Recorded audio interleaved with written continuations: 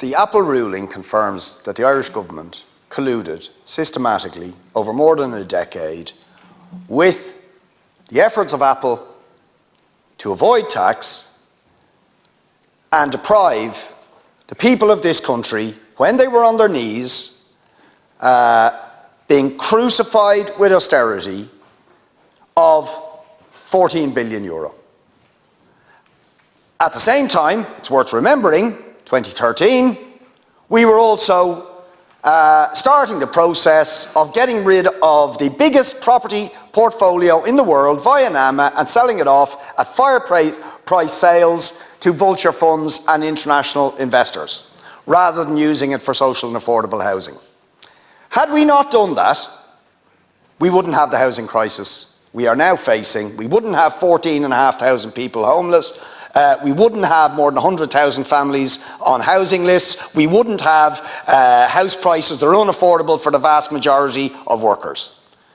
Fine Gael, Fianna Fáil and others combined to stand with tax-avoiding, staggeringly wealthy corporations like Apple and betrayed the people of this country when they were being crucified.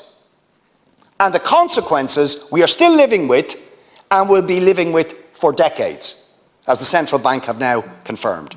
Decades of a housing crisis we are still facing.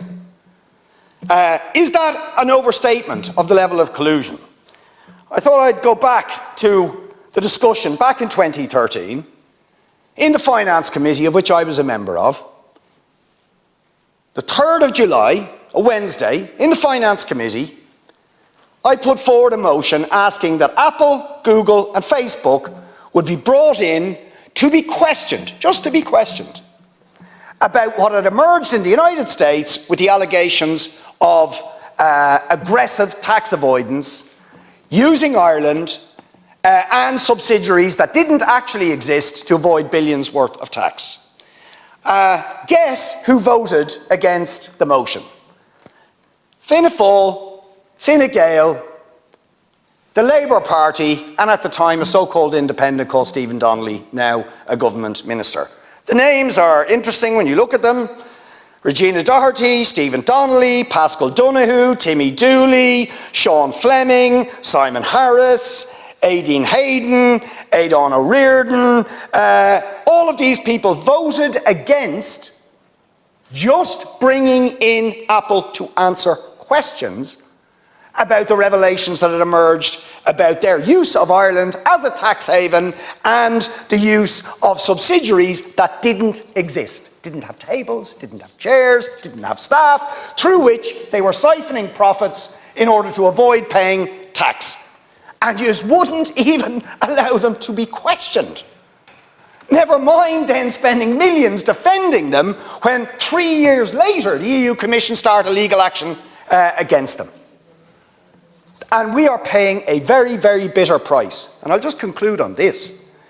Not only are we paying a bitter price for that collusion and that prioritisation of Fianna Fáil and Fine Gael of corporate interests over the needs of ordinary people for housing, for services, for infrastructure, it's still going on. It's still going on.